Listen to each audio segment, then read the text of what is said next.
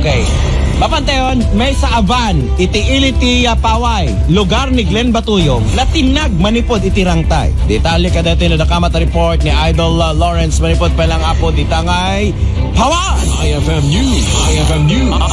Impasingked ni Police Captain Jackson Sugayan, Chief of Police ni Paway Municipal Police Station, nga gananad kuma dagiti amin a motorista. Dito kat kalpasanan na tinag iti may sa Toyota Hi-Ace van, iti may sa arangtay iti barangay Surgi, Paway, Ilocos Norte.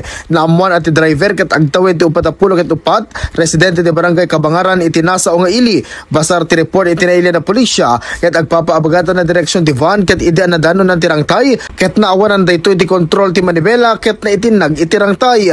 Kas resulta ti investigasyon ket nagsagabal ti driver ti sugat iti ulo na ket na itaray ti Mariano Marcos Memorial Hospital and Medical Center. Numampay saan ang apormal ang nagpa-interview ti Hepe ti Paway ket dito nga impalagip na kadagiti amin na motorista iti panagan-anad ken kita enta kumakan kanayon dagiti dalanda. Para iti IFM News, Idol Lawrence Martinez, Tatak, RMN.